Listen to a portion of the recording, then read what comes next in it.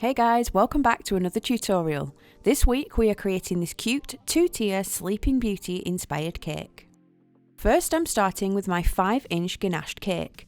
As always, all the steps to get to this stage are linked in the description box, along with recipes for the cake and the ganache. I'm paneling this cake, which means I'm covering the top and the sides separately. I find myself doing this more and more as my cakes get taller and taller.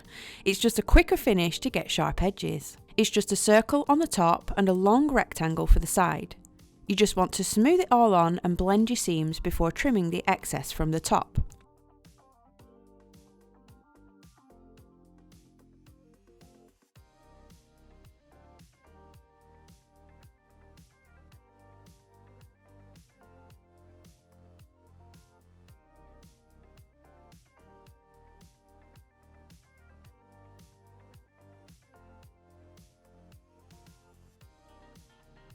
As you can see, already 3/4 of the way there with that sharp edge, and we're just going to neaten it up further with acetate smoothers.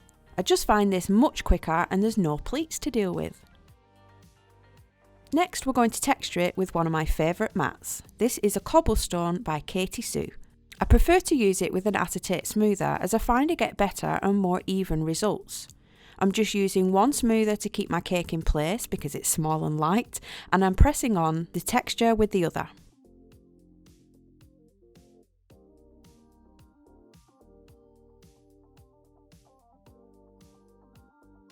Once you've gone all around the bottom, you just need to fill in the gaps at the top.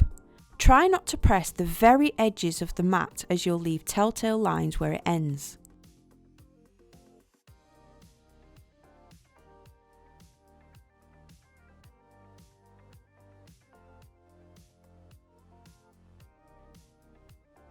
The bottom tier is a 7-inch cake which I've already covered, and I'm airbrushing a patch on the front in yellow. I'm then switching over to green and framing that yellow circle and all around the top part of the cake.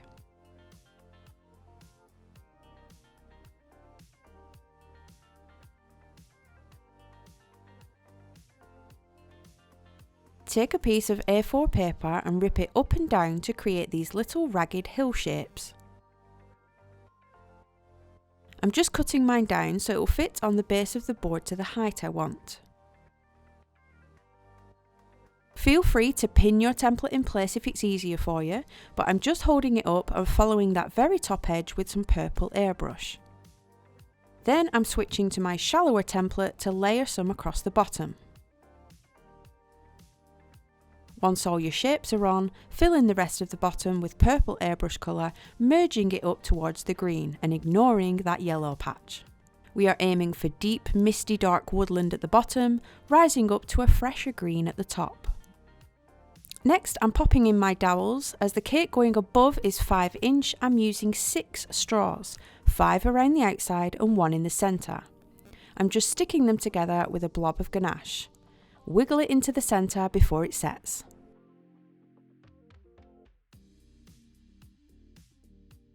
For the castle towers, I'm rolling out a long sausage of white paste and inserting a damp kebab stick up through the centre. Don't worry if it gets a little wonky on the way up, as you can roll it back straight. Trim a flat bottom on your tower, leaving plenty of that stick popping out the bottom. Texture your towers with the same cobblestone mat and push the stick down inside the bottom tier, which will hold the tower in place, and use a little water to stick it against your 5-inch cake. Also trim these down to the height you want. I decided to add 3 towers around the outside and 3 shorter ones on the top.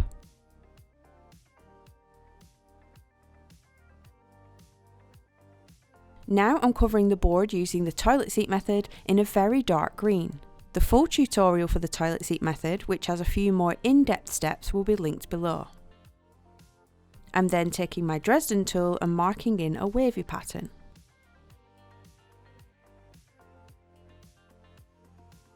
Just trim off the excess with a nice sharp scalpel.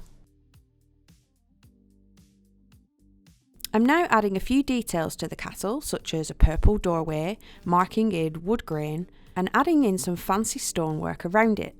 For this, I just get all of my moulds out and choose what might work best. This one was created using the green Flourish centerpiece by Marvelous Moulds. You'll see I've just cut the centre heart out separately to stick above the door and then use the long pieces either side to come down around the door. These bottom pieces I'm adding from a completely different mould, which I've just chopped the ends off to fill in the gap. If you take a look at all my different castle cakes, you'll see they all have completely different entrances, all made up of various mould pieces. Now, my usual method of airbrushing and spraying with water isn't going to work here, as it will ruin the bottom tier. So I've placed a mix of brown airbrush with water in a bowl and added a few drops of whitener to create a peachy opaque paint. I'm just gently painting this on with a brush, making sure it's not running onto my bottom tier. This ensures I can get some of that deeper colour into those cracks of the bricks.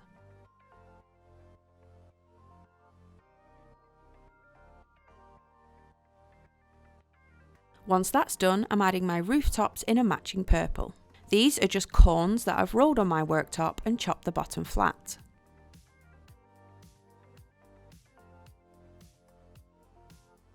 For your character heads, I'm using polystyrene balls, which will keep them lightweight and their rounded shape, and I'm pushing a ball of flesh colour all the way around it and rolling it firmly between my hands to get rid of all the lumps and bumps.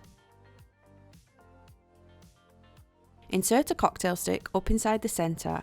You'll need one for Aurora and a pale green for Maleficent.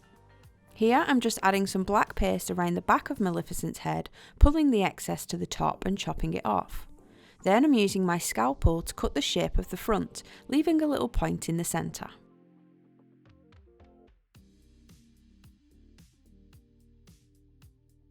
Maleficent's body starts as a cone, and I'm just pulling out points with my finger around the front and sides of her dress, leaving the back flat. Chop the neck down and gently push the head down onto the body.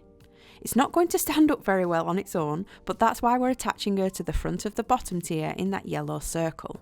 Her head will rest against the bottom tier, stuck with a bit of water. Her sleeves are just sausages with spikes pulled out and stuck onto her body with water, not forgetting her little hand.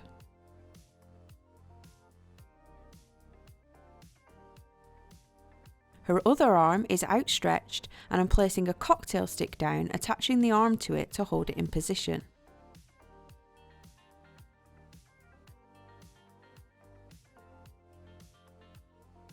I'm now just adding the rest of her details, such as a large purple collar and a purple strip down the front of the dress. I'm adding tiny black balls for her eyes and painting on her lips with some red paint and a fine paintbrush. These characters are my chunky, simple ones, which add an extra level of cuteness and whimsy to designs just like this one.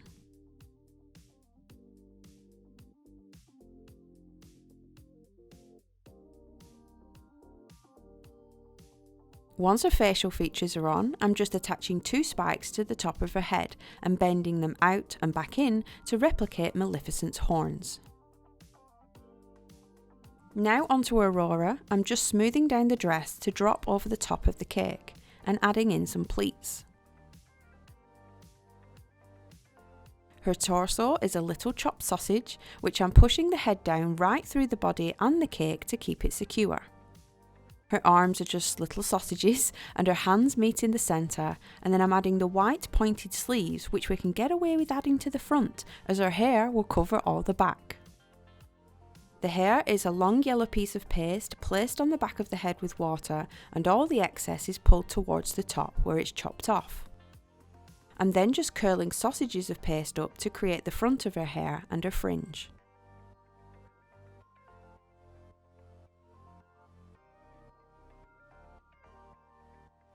I've also placed a crown on in the same colour, which we're going to paint gold later.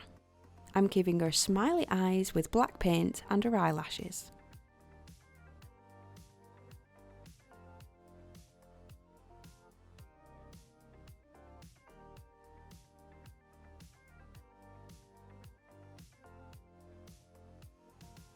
Now you've seen me make these a few times, but I'm adding tapered sausages of brown all around the bottom tier, pulling in some deep lines all the way down to the board for our trees.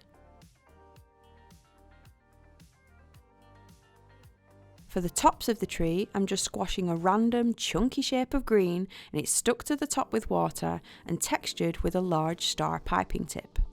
You just push and twist until you get a fluffy texture.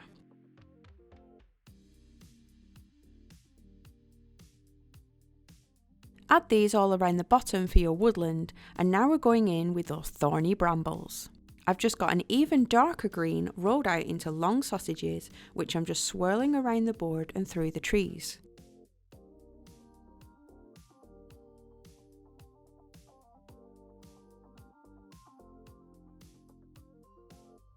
Once you've done that, you're going to spend the rest of your life sticking on the individual thorns. Yeah, it took a while, but it's finally done. You can speed this up just by snipping them with scissors. Then I'm adding some purple and red roses, which I've just used a tiny flower mould for. I'm clustering the purple ones around the bottom of the cake, slowly leading up to red ones as the mood changes towards the top of the cake.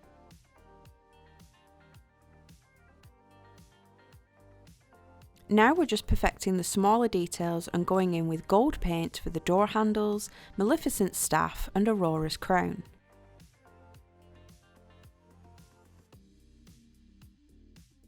No princess cake is complete without a few puffs of sugar fillet glitter.